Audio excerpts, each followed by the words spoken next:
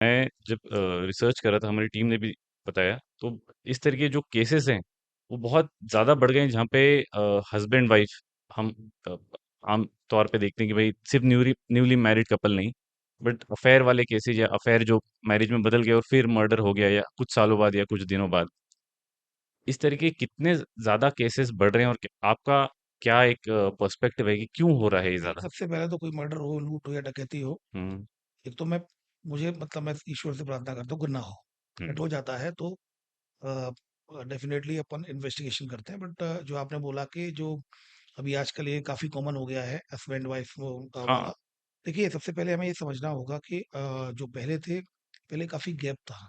हुँ, अगर हम देखेंगे कि मेल और फीमेल में जो जो गैप था, जो जेंडर बायसनेस थी, और कहीं न कहीं फीमेल्स एजुकेशन के लिए उनको प्रमोट किया गया, और कदम से कदम मिलाकर उन्होंने अपना खुद का एक कहीं न कहीं कहते हैं ना कि जो इक्विलिटरियन सोसाइटी होती है, हुँ, हुँ, कि अब इस अपनी इंडियन सोसाइटी में सामान्यतः हम उस स्थिति में आ चुके हैं, लगभग आने की स्थिति में है कि मेल फीमेल एक जैसे हैं। हुँ, अभी भी कुछ एरिया ऐसे हैं, कुछ रिमोट एरिया ऐसे हैं कि वहाँ पर अगर बच्ची होती है तो राजस्थान हो या फिर उधर की तरफ जो एरिया जो है, हुँ, कहीं न कहीं उस इंटीरियर में। हाँ, इंटीरियर में अभी भी कहीं न कहीं उसको लेकर भी कुछ ना कुछ वल्नरेबिलिटी है। लेकिन आप देखें, जैसे-जैसे महिलाओं ने विकास किया और एजुकेशन सिस्टम में आए, फिर वर्किंग में आए, अपने पैरों पे खड़ी हुई, उन्होंने खुद का अपना एक अस्तित्व बनाया कहीं न कहीं, और अब कहीं न कहीं वो पुरुष के बिल्कुल बराबर खड़े हो गए हैं। बिल्कुल, बिल्कुल। मैरिज एक ऐसा इंस्टीट्यूशन है जिसमें कहीं न कहीं एक एक व्यक्ति को एडजस्ट करना होता है। अगर आप देखेंगे हाँ, पुराने बिल्कुल। समय में,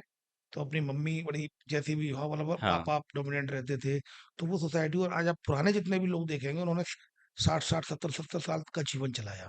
लेकिन अभी आप देखेंगे, क्योंकि लाइफ बहुत फास्ट हो गई है सोशल मीडिया के आने से। सोशल मीडिया के आने से आपको सोचने समझने का मौका ही नहीं मिलता है, तब तक दूसरी घटना हो जाती है। तब तक दूसरी रील आ जाएगी। जिस तरह रील्स आ रही हैं उँगली पे, उसी तरह हमारे इवेंट्स, एक्सपेक्टेशन चेन भी ऑफ बहुत जो जल्दी बढ़ रही है। चेन ऑफ इवेंट्स हैं। हाँ, तो उस तरह हमारे जीवन में भी तेज़ी से घटनाएँ होती हैं।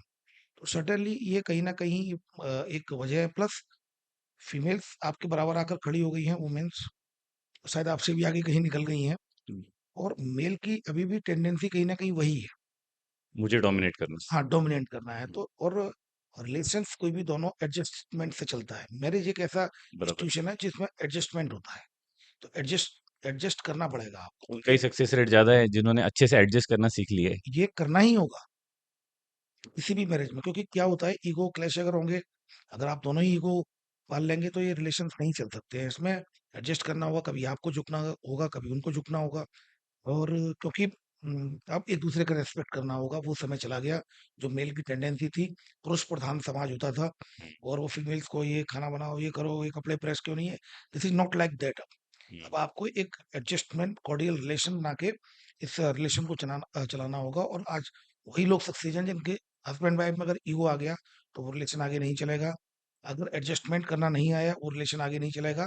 क्योंकि प्रेम कितना भी हो, लेकिन 24 घंटे आप प्रेम में नहीं रहते हो, करेक्ट। क्योंकि आपकी डे टू डे एक्टिविटीज होती है कहीं न काम-काज कहीं। रहता है हाँ, आपका, सारी चीज़ें रूटीन होती सबका हैं। आप अलग-अलग हो गया है। जीवन केवल प्रेम ही नहीं है, प्रेम के अलावा भी आपको जीवन चलाना है, बच्चे को स्कूल छोड़ने जाना है, बिल्कुल, बच्चे को पढ़ाना है, फीस की व्यवस्था करनी है, उसका एडमिशन कराना है, और चिंताएँ हैं, प्रोफ़ेशनल टेंशन्स होती हैं, जो वर्किंग चिंताएँ होती हैं। अब सपोज़ टू बी, जैसे मैं फैमिली में हूँ, फैमिली के साथ अच्छा एन्जॉय कर रहा हूँ, एकदम से कुछ ऐसी घटना हो गई, जिसमें 15 दिन तक लगातार दिन-रात पता ही नहीं चल रहा है, और तो आपकी प्रायोरिटी कहीं न कहीं चेंज होती है वर्किंग पर। बेसिक आपका जो आधार रिलेशन होता है, लव प्यार होता है बिल्कुल, लेकिन उसके आगे भी चीजें हैं जो आपको करनी होती है।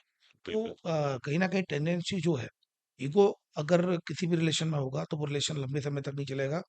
और मेल्स को भी कहीं ना कहीं इस टेंडेंसी से बाहर आना पड़ेगा, कि जो पुरुष प्रधान होता है कि male is dominant character in the family, no, male is the head of the family. Balance रखना बहुत यस, ज़रूरी है बैलेंस आपके बैलेंस माइंडसेट में बनाना भी। पड़ेगा। और बोथ पार्ट, क्योंकि आप देखेंगे मैरिज इंस्टीट्यूशन जो है ना, वो धीमे धीमे कहीं ना कहीं काफी ज्यादा उसके जो परिणाम मिल रहे हैं, वो अभी भी बहुत अच्छे गड़बड़ा हैं। रहे हैं बहुत। हाँ, सक्सेसफुल बहुत। सक्सेस रेशियो अगर आप देखेंगे, तो बहुत ज्यादा नहीं है। अगर आपको 3 से 4 तरह की मैं बता दूं आपको, या तो डाइवोर्स ओरिएंटेड अवे, हर 3 से 4 मैरिज में एक में डाइवोर्स हो रहा है। अगर डाइवोर्स नहीं भी हो रहा है, तो केवल एडजस्ट कर रहे हैं, या फिर बच्चे की वजह से लगातार अपनी फैमिली को कंटिन्यू कर रहे हैं, या फिर बहुत अच्छे रिलेशन बना लिए हैं, और एक दूसरे के फ्रेंड। एक्चुअली में ये रिलेशन तभी चल सकता है जब आप एक दूसरे के मित्र हो जाए। स्पेस दे दोनों यस, एक-दूसरे स्पेस को। दिया जाए, आप फ्रेंड हो जाए। फ्रेंड्स वाला ही रिलेशन चल पाएगा हस्बैंड वाइफ में, क्योंकि आप फ्रेंड्स में होता है ना, कभी आप उसके ईगो को सेटिस्फाइड करते हैं, हाँ, कहीं वो आपके ईगो को सेटिस्फाइड करता है, जस्ट लाइक दैट। खिटपिट हो भी जाती है तो आप सुलझा लेते हैं यस, थोड़े टाइम। सुलझा लेते हैं क्योंकि सॉरी बोल के। तो यही रिलेशन होना चाहिए, ईगो नहीं होना चाहिए। फ्रेंडशिप में कभी ईगो नहीं होता। तो दैट्स व्हाई मतलब आई ऑलवेज मतलब मैं और मेरी वाइफ तो हम एक फ्रेंड्स की तरह ही रहते हैं।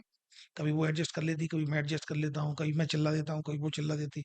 तो ये रूटीन मैटर है। कभी-कभार हो तो उसके लिए चिंता करनी चाहिए। हुँ, लेकिन जब रूटीन मैटर्स हो जाए तो स्वाभाविक है, अपन ऑफिस में भी रहते हैं, 8-10 दिन में एक आध बार कहीं न कहीं किसी पे इरिटेट भी हो जाते हैं।